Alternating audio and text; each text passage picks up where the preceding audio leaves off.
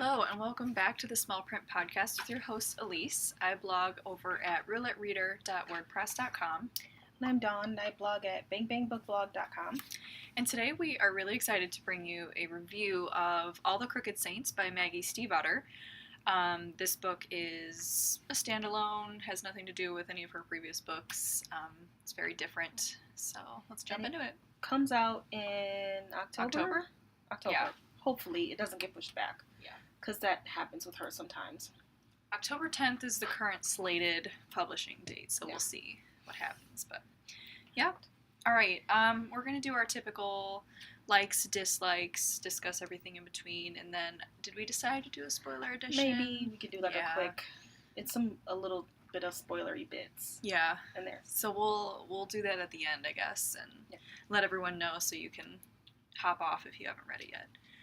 All right, likes. Actually, should we do dislikes first? Yeah, okay. Go ahead. Me first? Okay. Yeah. So I only had one dislike, and my only dislike is I don't think this book had enough story. It was very heavy on the character development, which I really do like, but I wish there was just a little bit more story and not so much. It was a lot of characters in this book. Yeah. So much so that I would get them confused, especially the parents. So maybe not less characters, but just more story. The book is only 280 something pages. Mm-hmm. She could have, taken some time to add more story to it. So, but that's my only real. Yeah, I definitely agree with you. Because of the fact that it's completely character driven.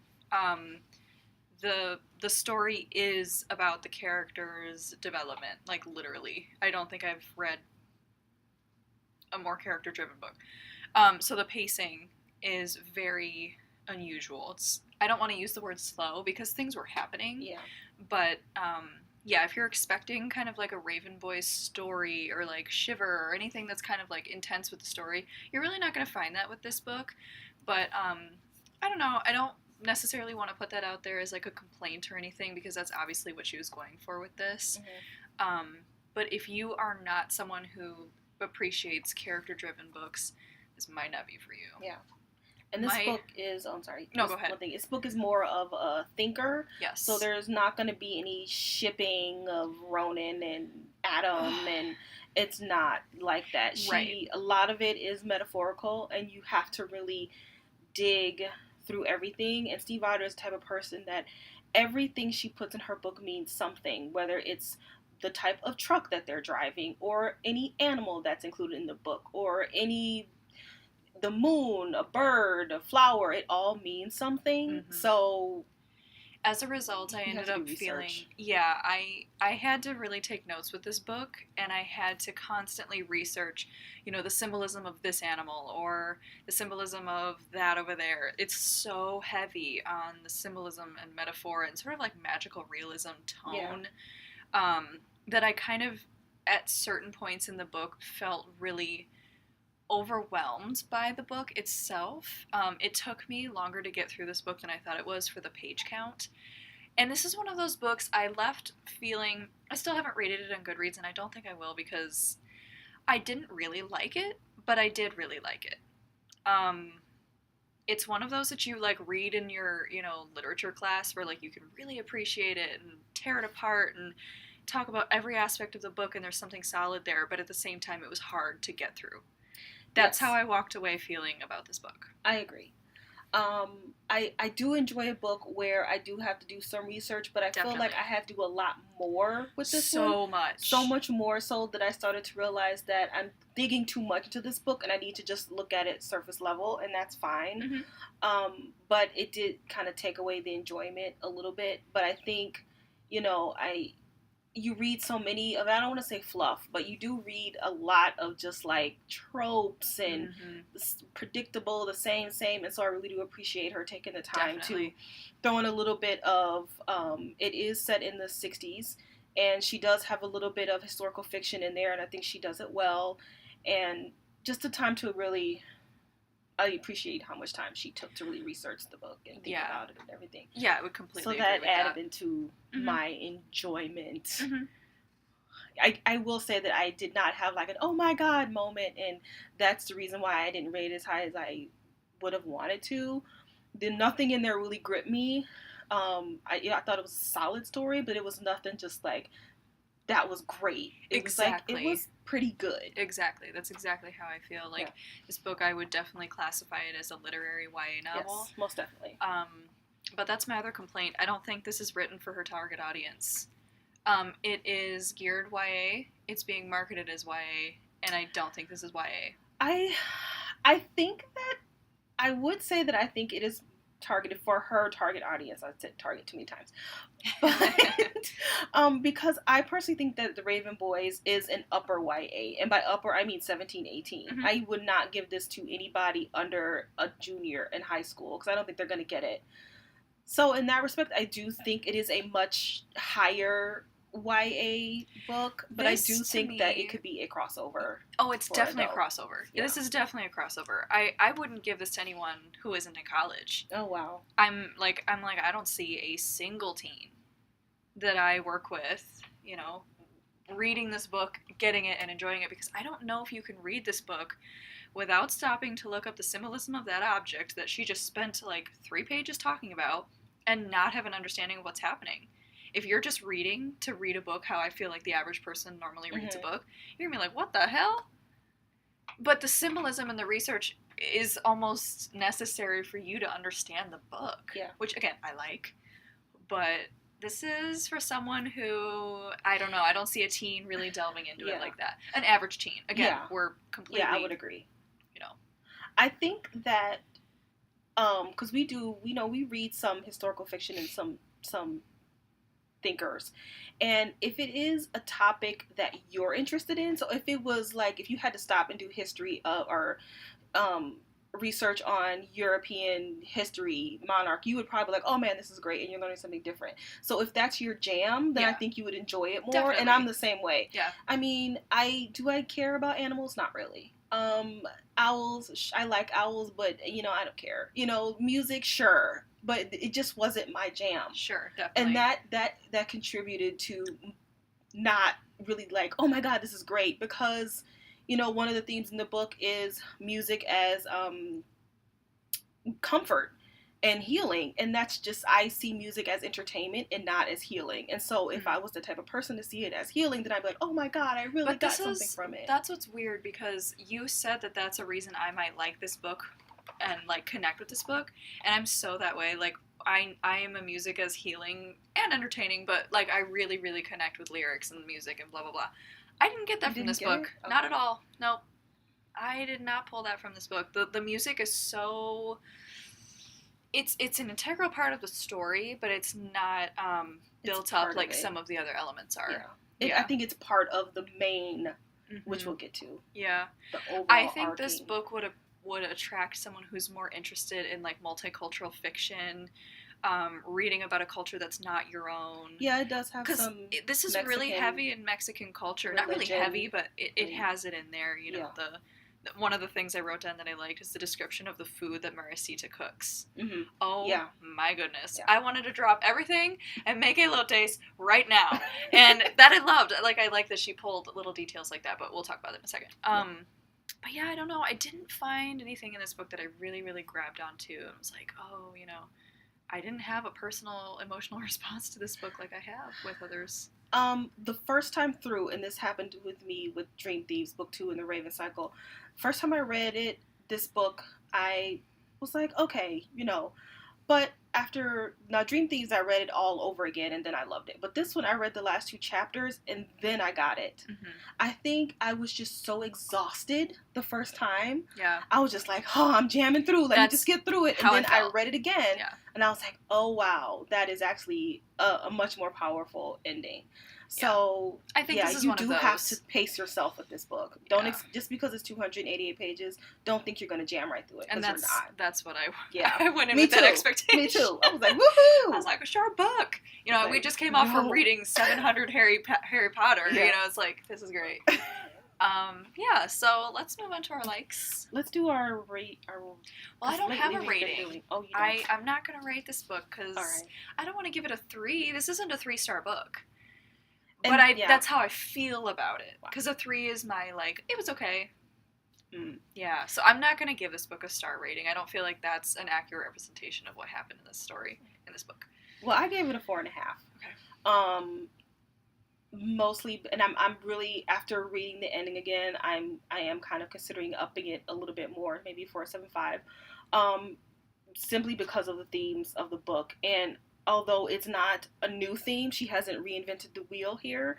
She is saying it in a new way, and they're very powerful themes. Yes, yeah, and I think that if just the themes alone, I think teens will really get into, but the packaging that it's coming in might be hard for them to get through. And again, that's what I'm saying. Like, are you gonna get that unless you've like sat there and like made a note about this person? I don't know. I don't know if I would have arrived at this conclusion necessarily. If you have like a hardcore teen book club where you meet weekly and you like assign chapters and really like dissect it, sure, I think this is great. Yeah, I'd agree. Or an FYA, a Forever Young Adult Book Club, this is amazing for that type of a group. But just your traditional teen book club like we do, like our teens got Bone Gap, they really liked it. I didn't think they were, but that's about as difficult as I would give my group. I don't think they can handle anything harder than that. Yeah, you really have to know your teens with this one. Yeah. Okay. So my dislike was the writing style, but my like is also the writing style. I really like how Stiefvater lays out her characters and her story. She's a very gentle storyteller. That's the only way I know how to like describe sort of the tone of her writing. You can tell that she is invested in her characters, that she not really loves them per se. I mean, I can't speak to that, but she develops them and she molds them and she presents them in a very specific way, and that shows care to me, and that comes across on the page. I did like the symbolism, but it was a little bit heavy-handed. So that's my first one. I think her themes and her characterization is classic Stiefvater, but just kind of taken to the next level. Yeah. It's gonna be hard to break up my likes. So like I do like a multi-themed book, and I think that is what a lot of committees look for. Yeah, that's characters and themes, and that's what they're looking for. I have 4 themes written down. Okay, what you got? And I don't even know if this is all of them. Okay. So first is life is essentially you facing your demons. 2, that you need to surrender to the help. No, let me say that again. Surrender to the unknown of help. Think about like Francisco and his relationship with his wife, and like Beatrice. Beatrice and Francisco do not want anybody in their business helping them, blah, blah, blah. Next one is change as a process, not an instant moment. And then last, which I think is like the ultimate, we come together to be better than we are on our own. Yeah. That's what I got. I got There's a lot of good stuff in there. Yeah.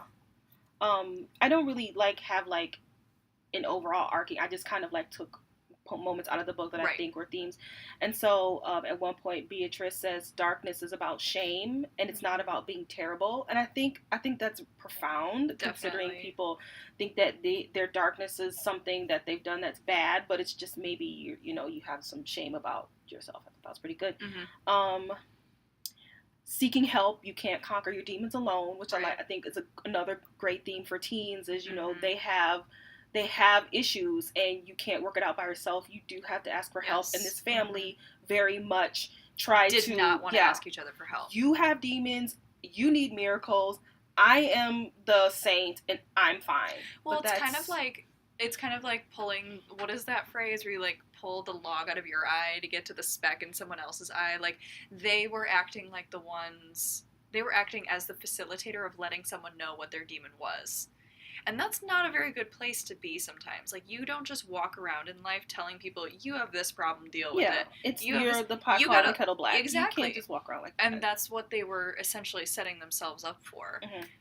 But it was out of fear. They thought, yes. And that was another theme. It's just, fear holds you back. Right. It's not that they want it to be and it's arrogant. Not a conscious process that you recognize anyway until you're too far gone. You're like, oh no, I need to deal with this. But yeah, these themes were fantastic. Yeah. I loved the coming together to be better than we are on our own.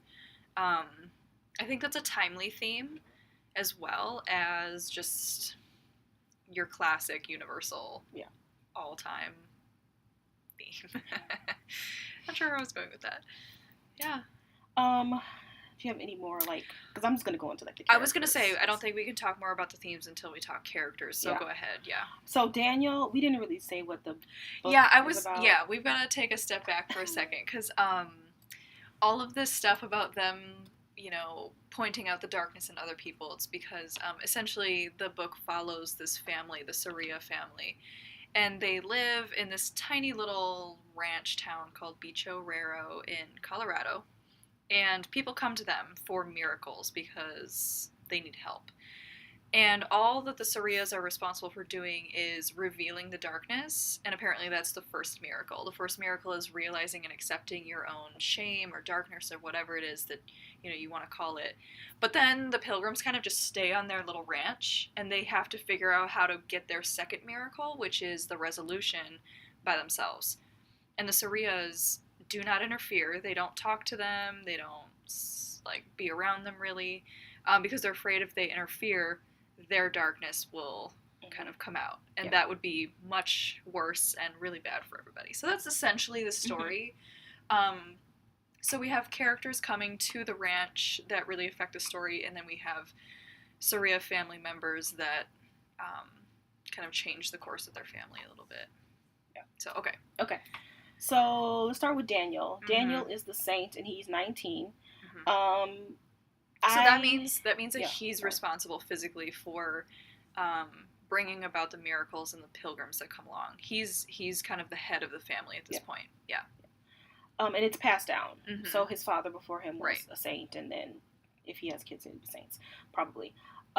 So as I was going through the book, there were some things I could not figure out, and I kind of want to define what a crooked saint is. I know it's an oxymoron, but is it? I kind of don't understand that phrase. So is it like is it like well, I feel like she's saying we're all crooked saints. Like, we all are good people. Like Robin Hood, kind of? I mean, I don't know. We're all good people, but we have darkness. We have these things that we fight. So I think that's what it means. Okay.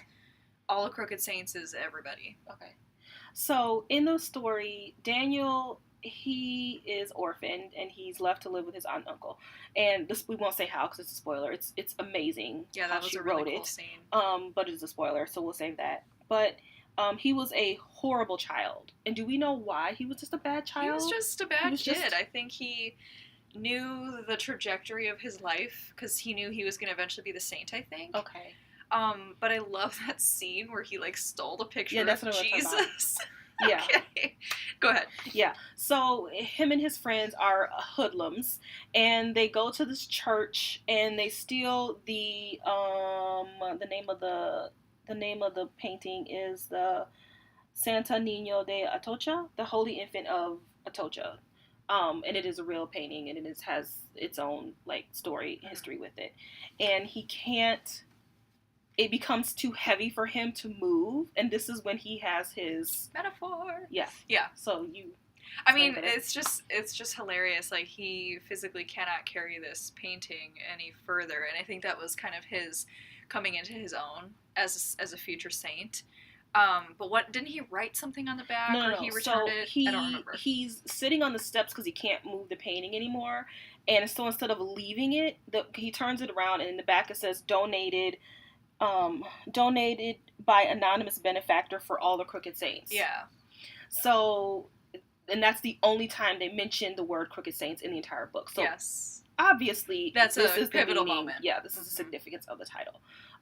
The history of the painting. Did you look that up? No, I did not. Okay. I'm surprised. I know, because I just did that this morning. I love art too. Yeah. Wow, that's crazy. I can't believe I didn't. For some reason, I didn't assume it would be real.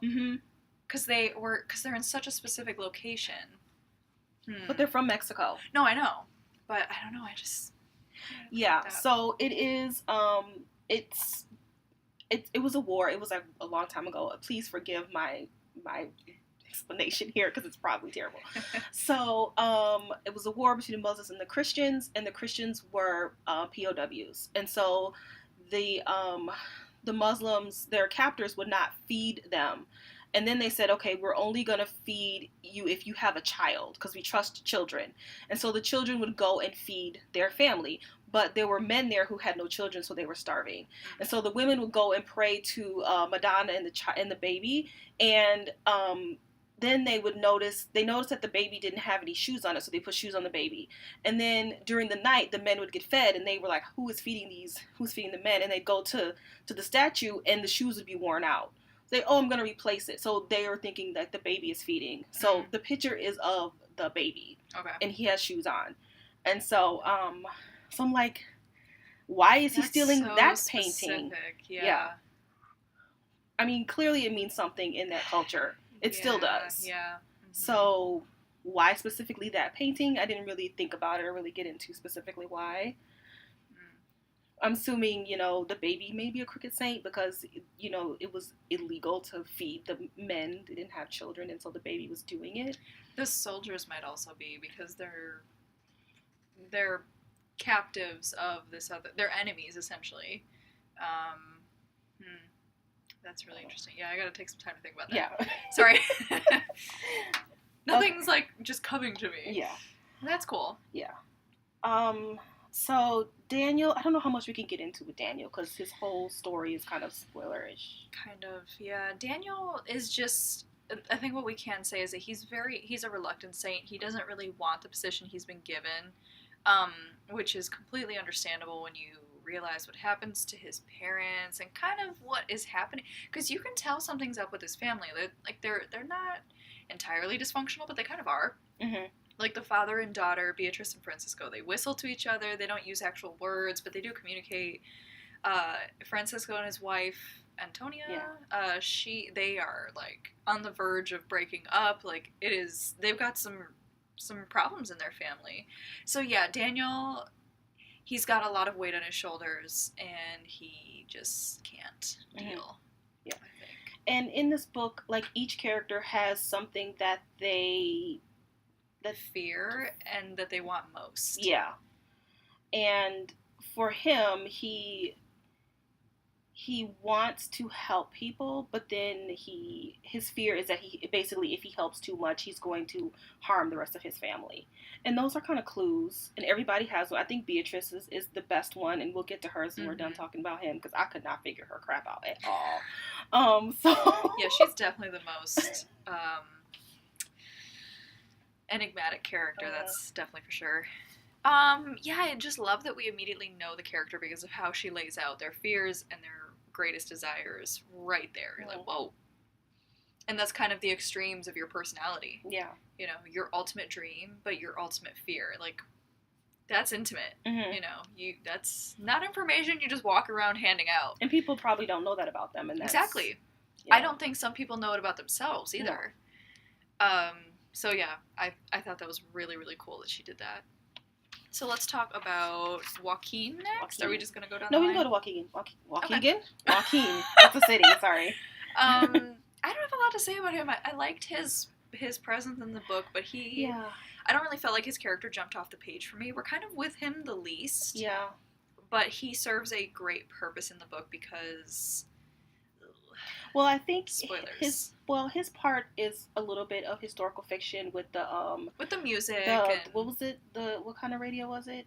Pirate radio, which was probably a thing in the 60s, legit. And so he would he wear Hawaiian shirts or? Yeah. This is the 60s, and he's got his Elvis hair, and he's got on his shirt, and he's got his real radio station that he would actually pre-record and then play it to 10 people if they found it. One thing I liked about Joaquin is, so there's another character who comes in. His name is Pete, and all Pete wants is a truck. He doesn't want a miracle. He just wants his truck, and because he works really hard, Joaquin's father likes Pete, and Joaquin is jealous because, Joaquin wants to be a DJ. He's not trying to build houses. He don't want to be a saint. He wants to be a DJ, and his dad is like, no. He's wasting his life. Yeah. What are you doing? Yeah. And instead of having this tropey, combative characters, between these two, he just kind of throws these little jokes at him, really little childish jokes, but they're funny. But then he realizes, oh man, you know what? He's a pretty good guy. I know. I really appreciated that Stiefvater didn't go there. I do too. That. I agree. Yeah. So Joaquin had a small purpose, but I think he was more comic relief. Yeah, I agree, but we can't really go into Joaquin. I mean, we can't go into Joaquin's purpose in the story, only because he it has a lot to do with Daniel and helping Daniel. Yeah. But specifics, we'll have to wait till our spoiler edition. All right, let's talk about Beatrice. Beatrice. Okay, so Beatrice is, what is it? Beatrice is a whole lot of hot mess / She's great though. Good lord / what the hell am I reading? Because of her, she's the woman without feelings, is what they call her in Spanish. And literally, she just doesn't have emotions. She's all logic, she's all rationale, she's all like goal oriented and very straightforward, which, you know, I think is an interesting way to write a character. She gets along with her father because her father is very similar to her. He's also got this one goal he's trying to complete, and nothing, not even his wife, is going to take him away from that. And Beatrice is very similar. So, yeah, let's talk about Beatrice. Because I'm still like, I don't understand. So her thing was, all she cares about is how a butterfly is similar to the galaxy, and what is it? Not what they fear. What they her fear is that somebody, or that she won't be able to do that. Yeah, so her fear is anything but that. Exactly. She will not tear herself away from this ultimate, you know, goal, I guess. But so what does that mean? So I don't know if that is literally trying to figure out, or if think so. Because it's at one point you meet her as a 10-year-old, and she is talking about horses and if they can have miracles and have feelings because they don't have, like, I mean, like, she's asking Daniel if, like, animals have humanity. Yeah. And if you can perform a miracle on them if they have darkness, because they don't have humanity. And she's 10 when she's talking about this. So she's a genius. And so I don't know if it's literal, or if it has something to do with the fact that, like, Marisita has butterflies all over her dress. Like, is the butterflies a symbol for, you know, emotion and, like, expressiveness? I don't know. And then, like, that's what she's trying to connect with somehow. I don't know.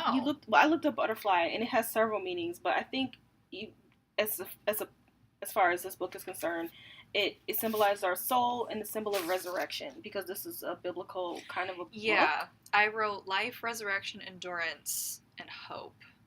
I can see that on Marisita, but as far as Beatrice, so if we're going, like, metaphoric here, it might be a spoiler. Maybe she's just trying, I mean, yeah, resurrection in a way.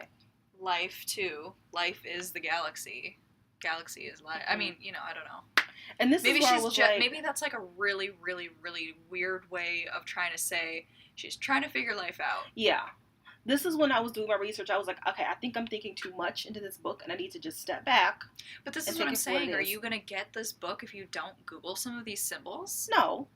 And I think that I enjoyed Googling it and looking it up more and trying to figure out. But if you're a reader who doesn't do that, you're going to miss. Not for you. Yeah. And then I would say run away from this book. So I'm saying this is a tough one. Yeah. Go to Shiver. This is a writing risk for sure. This book is definitely not commercial, and I love that, but it's also, like, at the end of the day, you know, she wants to sell books, but anyway. So her father is obsessed with the Black Rose. Mm-hmm. And just like Beatrice obsessed with a higher power, not a higher power necessarily, but just the meaning of life. Yeah. She's not really concerned about little trivial things like love. Yeah. And neither is her father. And so did we figure out what happened with the rose? He didn't. Doesn't he succeed in making one and then he gives it to Antonia? Doesn't he say, he tells, well, again, that's spoilery. Okay. Because he has a conversation with Beatrice that signifies his change. Yeah, I do remember that. And then doesn't the rose happen? Unless I missed it. I didn't read the epilogue again, so maybe it was in the epilogue. But the Black Rose is on the cover of the book, which means it means something. Right. It's just not arbitrary. That, for some reason, I didn't look up either. The cover of the book? No, the rose. Oh, yeah. Black so rose the rose could mean death, but it could also mean beginning anew. Well, clearly. Journey, I can't read my handwriting. A journey into unexpected territory. I mean, all of that's happening to him. So maybe that's just what it is. Right. It doesn't mean anything more. It's just a symbol. Yeah. Yeah. Okay. Once again, Beatrice is spoiler. So, but I really, really like Beatrice a lot. I did too. She's great. Mm-hmm. I think Pete. I don't have a lot to say about Pete. I mean, I liked that his purpose in the novel is to kind of act as a sort of I don't want to say like a block to the darkness, but at the end when kind of everything is culminating, we've already thrown some spoilers out there. Should we just go ahead? No. Okay. Well, Pete is not there for a miracle. He has not come to this little ranch for a miracle. So that means that he's got a little bit more privilege and leeway in who he interacts with than the Sarias do. Mm-hmm. So the Sarias, for a long time, have not interacted with the Pilgrims, and he can interact with both the Pilgrims and the family. So that serves a great purpose in the end in helping a few characters come out of their darkness, if you will. And I won't say any more about that, but I just liked Pete's his innocence and naivety, if you will. Like, Tony was constantly giving him crap about, dude, you're so square that, like, you have 8 corners or something like that. Like, he was just saying crazy things. Tony was another pilgrim. So Pete was hitchhiking, and Tony, who was a pilgrim on his way to the Soraya family, picks him up. They're in the car for a while, and Tony is great. Tony's hilarious. He's great. And so Pete is just so straight-laced. But that ends up being what everyone in this ranch needs. They need someone who was, like, on the sort of straight and narrow path. Not necessarily morally, per se, although he was very moral. Think about his, responses to... He wanted nothing more than to be in the military because it was his, like, patriotic and familial duty. And then because of a physical defect, I suppose, he wasn't able to. And then he's like, what do I do with my life now? But he didn't really be emotional about it. He's like, here's another opportunity over here. Let me just do that. And I think his determined nature helped the entire family. And, of course, then all the pilgrims, too. And I like that she put that in there. Like, I feel like sometimes people think that if they're too good or too driven, that they're not interesting people. Yeah. And that's kind of, she's kind of saying the opposite with this character. I like that. I don't really have anything else to say about Pete. Yeah. He's just there. Yeah. Doing his thing. He's important. He is important. Yeah. Then we have the rest of the pilgrims, which I thought were great. Yeah, that is interesting. So we have Jenny, who only repeats what people say to her. And then Tony is the guy that was with Pete. And he was a DJ, and he was really famous, but he didn't want the fame anymore. And then we have the twins, and they're connected with the snake. Tony, we forgot to say, Tony's first miracle turns him into a giant. Yeah. So literally, like he's tall. Too inflated. Yeah, he's like 10 feet tall. The twins, yeah. The twins. I couldn't figure out their snake situation. Like, I don't know. I figured it out, but I've forgotten since. Yeah. Yeah.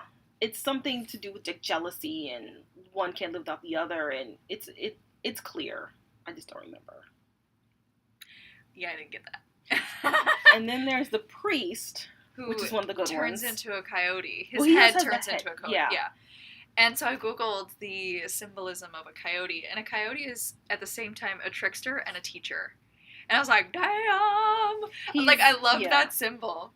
He's a bit of a skirt chaser. Yes. So. Yes. He's something bad. Yeah. But he's a teacher at the same time. Like, he is a good guy, I think, at the end of the day. Then who was the guy who was covered in moss?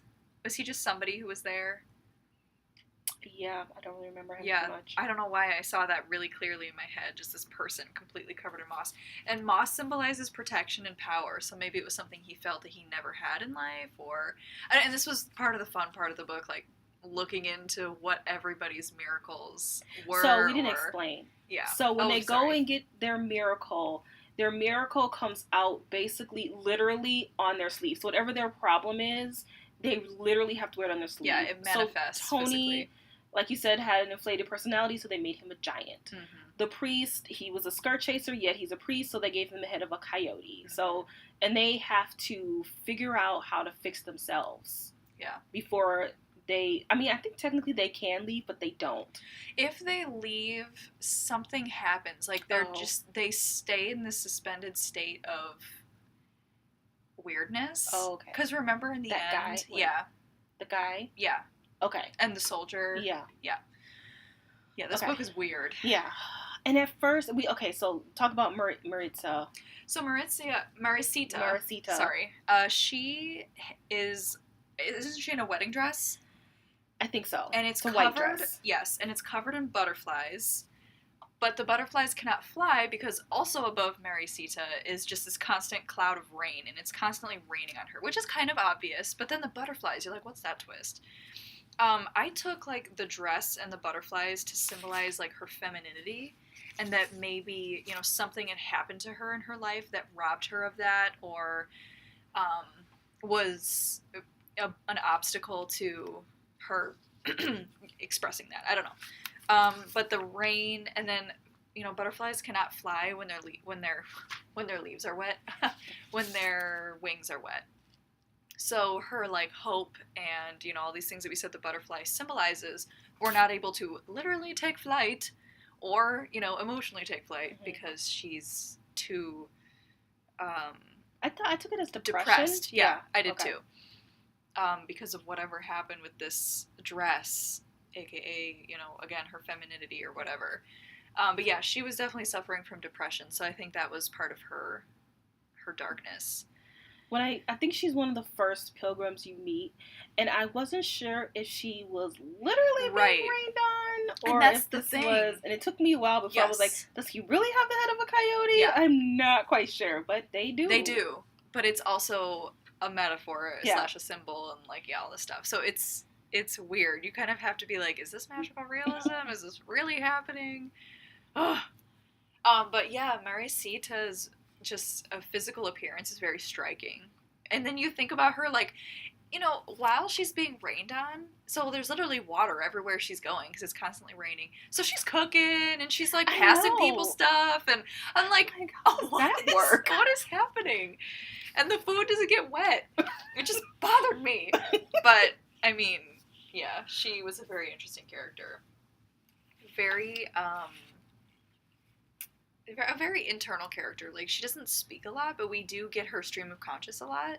So I thought that was cool. Yeah. Yeah. And at some point, she does get a little pissy. And you're like, good for her. Oh, yeah. Because I have a feeling that, I mean, if you take in the time period, women probably don't have much of a voice at this time. Not so when she got a little angry, I was like, well, good for her. Yeah. Jeez. And I liked that she did not get along with Beatrice either at first. But at the end, they really need each other to help Daniel. Mm-hmm.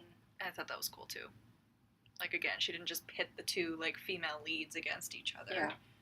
Like, it's okay to have an issue with another person. Like, that's not a stereotype necessarily, but you work through it, or, you know, you find a new way to connect with them. So, yeah, we can't really talk about the ending. Yeah. Because it's kind of a spoiler. But, like I said, the first time I read the book, I was like, well, what the hell was this ending? And then reading it again, I was like, oh, wow. Okay. Yeah. I really get it, and I really like how it ended. Yeah. That was pretty good. I thought the ending was very striking. Yeah. Okay. Spoiler edition, briefly? Yeah. So we'll briefly go into a spoiler edition right now. So if you don't want to know, we told you a lot already. So if you don't want to know even more, we'll catch you next Thursday when we figure out what we're gonna do. Are we gonna do The Thief by Megan? Oh, sure. Yeah, let's do that. Megan something Waller. Megan Wallen Turner. We both decided to start this series, which we normally never do. We don't really read behind in publishing dates because we're just trying to keep up with what's coming out. But book 5 of this Queen's Thief series is coming out, and it is receiving all of the hype. So we're like, okay, you gotta go back. Let's do this. And they're, from what I'm reading on Goodreads, you can breeze through them pretty quickly. So, yeah. All right. So we'll do that next week. All right. The Thief by Megan Wallen Turner. Cool. Okay, spoiler edition. So if you're still with us, let's discuss Daniel, since we were kind of already talking about him, because that kind of encompasses everything else. So, essentially, Daniel interferes with Maricita's miracle when he tells her that he loves her. And as a result, he, like, unleashes his darkness. And it manifests in just blindness? Yeah. Okay. So he goes away into the desert to deal with this on his own. He doesn't know if he's going to die or if he's just going to be like this soldier that he had previously seen, which we can get into, and some other people who have just left the ranch without receiving their last miracle. So he goes away to protect his family. Let's talk about how he was orphaned. Go ahead. So his father was the saint, and then this was back in 1944 and during World War II, and I did not realize this was real. Sometimes I think Stiefvater just come up with stuff out of her ass, but no, it's real. So there were some German POWs in Colorado working on a beet farm, and